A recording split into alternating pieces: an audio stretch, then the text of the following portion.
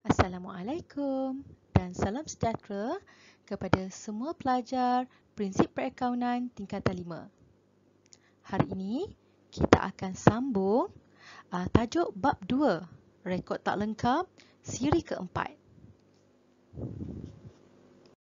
Standard pembelajaran untuk hari ini, murid akan mempelajari 11.3.1 menerangkan kaedah analisis, 11.3.2 mengklasifikasikan maklumat yang perlu untuk menentukan untung atau rugi perniagaan. 11.3.3 menganalisis maklumat buku tunai berkaitan item penyata pendapatan dan penyata kedudukan kewangan. Seperti yang kamu ketahui, dalam pembelajaran yang lepas, kita ada dua kaedah untuk menentukan untung atau rugi perniagaan bagi perniagaan yang mengamalkan rekod tak lengkap. Kaedah pertama telah kamu pelajari dalam siri ketiga, iaitu kaedah perbandingan. Dan hari ini, kamu akan mempelajari pula kaedah yang kedua, iaitu kaedah analisis. Apakah itu kaedah analisis? Di mana kaedah ini adalah yang melibatkan proses menganalisis semua urus niaga yang berlaku. Tujuannya untuk memperolehi item yang diperlukan seperti item jualan, belian, belanja dan hasil untuk menyediakan penyata kewangan. Bagi membolehkan kaedah analisis ini dijalankan, rekod minimum yang perlu disimpan oleh peniaga ialah yang pertama, rekod akaun belum terima dan akaun belum bayar. Yang kedua, rekod penerimaan dan pembayaran tunai atau buku tunai. Yang ketiga, baki tunai di tangan dan di bank pada awal dan akhir tahun. Dan yang keempat, rekod aset dan liability. Seterusnya, kita akan pergi kepada maklumat yang perlu dianalisis untuk menentukan untung atau rugi. Pelajar-pelajar, kaedah analisis memerlukan pengklasifikasian maklumat-maklumat. Sedia ada, seterusnya analisis perlu dibuat ke atas maklumat-maklumat perakaunan tersebut. Antara maklumat yang perlu dianalisis untuk menentukan untung atau rugi sesebuah perniagaan adalah yang pertama, analisis buku tunai. Yang kedua, analisis untuk menentukan jualan dan belian. Yang ketiga, analisis belanja dan hasil. Seterusnya, kita akan lihat item-item yang akan dianalisis daripada buku tunai yang berkaitan dengan penyata pendapatan dan penyata kedudukan kewangan. Item yang pertama yang akan dianalisis daripada buku tunai iaitu belian dan jualan aset bukan semasa secara tunai. Yang kedua, belian dan jualan tunai barang niaga. Yang ketiga, belanja. Yang keempat, hasil. Yang kelima, ambilan tunai. Yang keenam, baki awal dan baki akhir tunai. Yang ketujuh, pembayaran kepada akaun belum bayar. Yang kelapan, penerimaan daripada akaun belum terima. Dan yang terakhir iaitu catatan kontra. Okey, inilah 9 item yang akan dianalisis daripada buku tunai. Okey, bagi menambahkan kefahaman kamu, cikgu ada sediakan contoh latihan. Kita akan buat sama-sama supaya kamu lebih faham. Okey, kita baca terlebih dahulu. Berdasarkan maklumat berikut, hitung baki tunai dan baki bank pada 31 Disember 2020. Andaikan semua penerimaan daripada akaun belum terima dan pembayaran kepada akaun belum bayar menggunakan cek. Di sini diberikan item untuk 1 Januari 2020 dan 31 Disember 2020. Tunai di tangan pada 1 Januari 300, manakala untuk 31 Disember tidak diberikan. Tunai di bank 1 Januari 1,500 dan pada 31 Disember tidak diberikan. Akaun belum terima pada 1 Januari 3,500 dan pada 31 Disember 3,000. Akaun belum bayar pada 1 Januari 4,325 dan pada 31 Disember 3,345. Penerimaan dan pembayaran. Pengeluaran tunai di bank untuk kegunaan pejabat pada 31 Disember sebanyak 400. Belanja am dibayar tunai pada 31 Disember 425. Dan komisen diterima dengan cek pada 31 Disember sebanyak 1,680. Okey, berdasarkan soalan yang diberi, kita akan cuba menyelesaikannya. Okey, mula sekali pelajar perlu menyediakan buku tunai, format T ya. Setelah kita membuka buku tunai, kita akan rekodkan item-item yang diberikan di dalam soalan. Terlebih dahulu, kita akan tulis tahun ya di sebelah atas, iaitu 2020 di debit dan di kredit. Okey, item yang pertama adalah tunai di tangan. Kita nak rekodkan di sebelah mana? Di sebelah debit. Kerana ia menambahkan tunai. Tunai merupakan aset. Okey, cara menulisnya Januari 1 baki BB 300. Kenapa kita tulis baki? Kerana butiran ini adalah pada 1 Januari ya.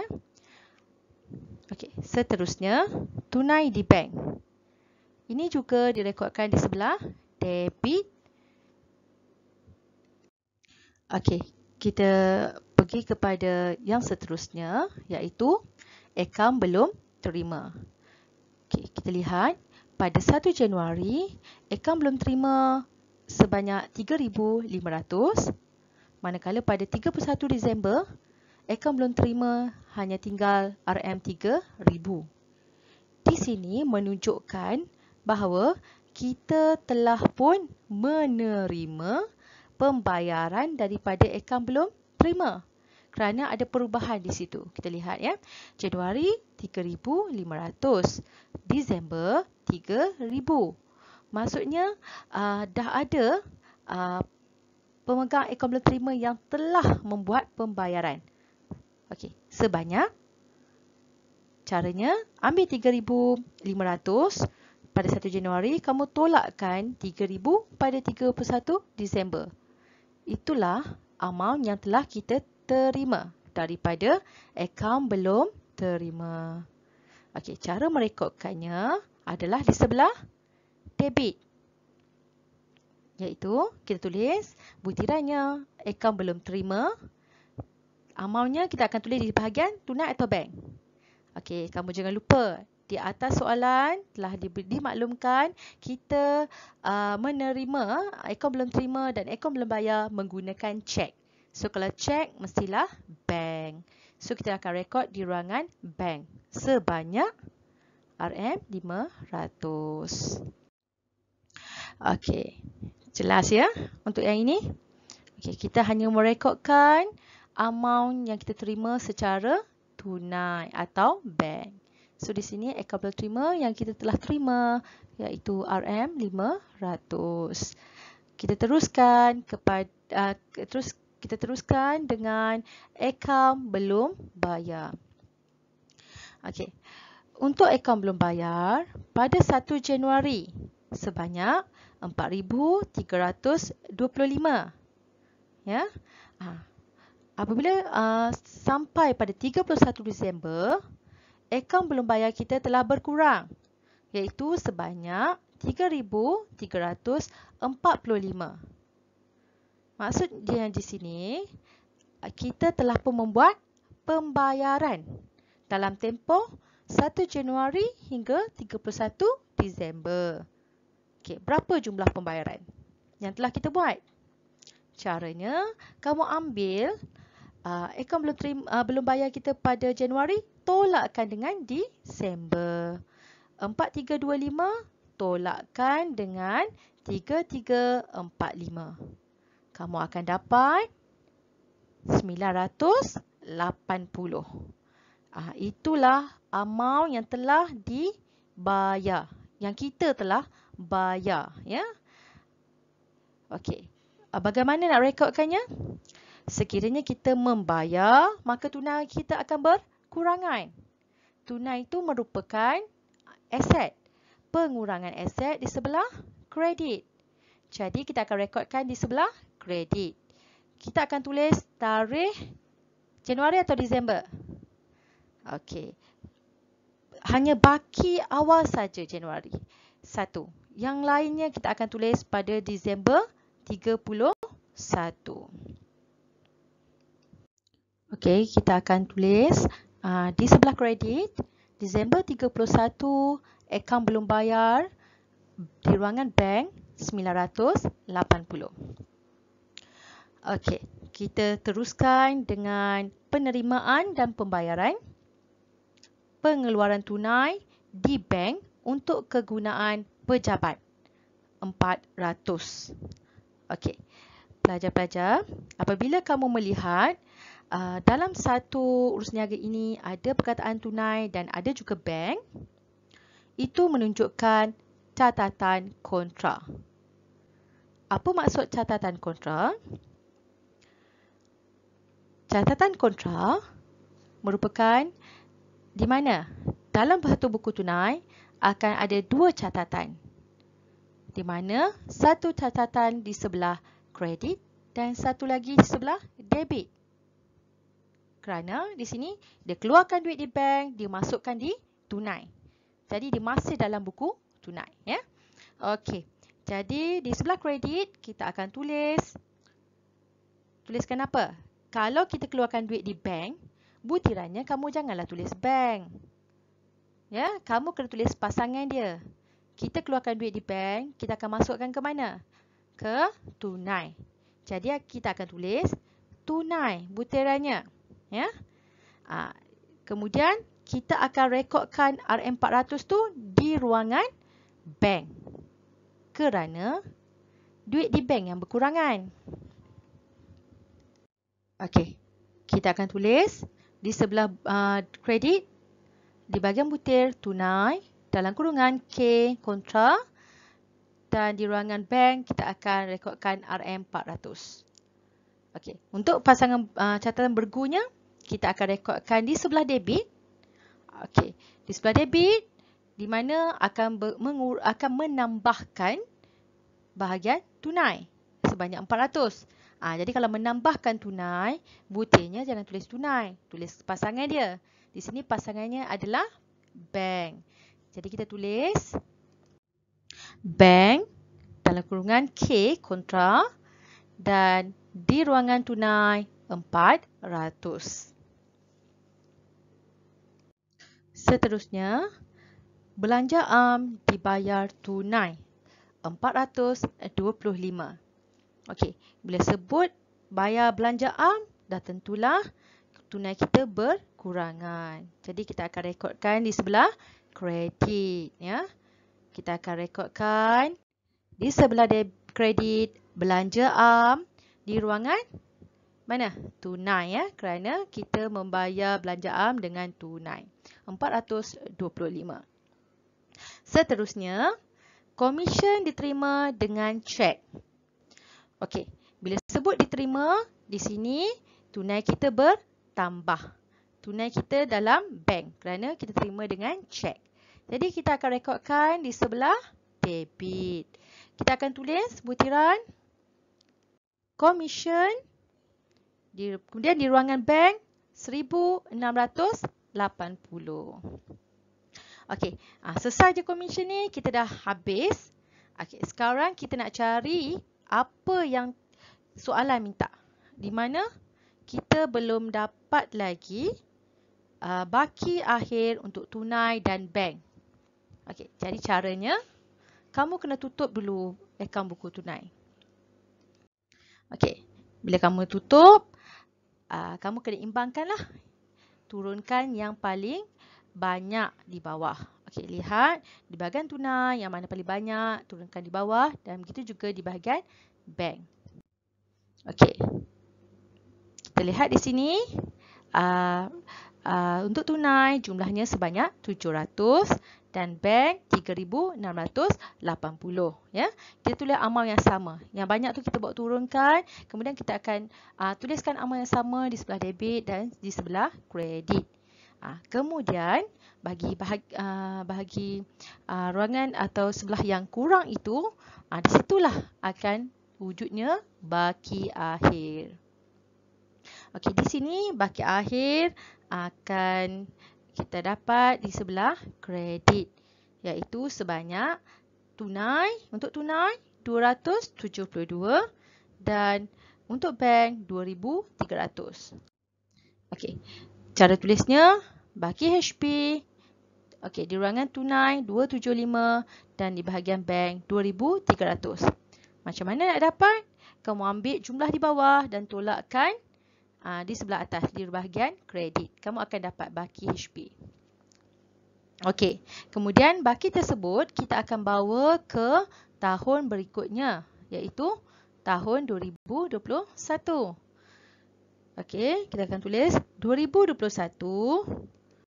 Januari 1 baki BB tunai 275 dan bank 2300. Okey. Maka selesailah, ya, cara menjawab cara kamu untuk mencari baki tunai dan bank pada 31 Disember 2020. Okey, untuk meningkatkan lagi kefahaman kamu, cikgu ada sediakan latihan yang perlu kamu buat. Okey, macam biasa, setelah siap, kamu snapkan jawapan kamu dan hantar di Google Classroom.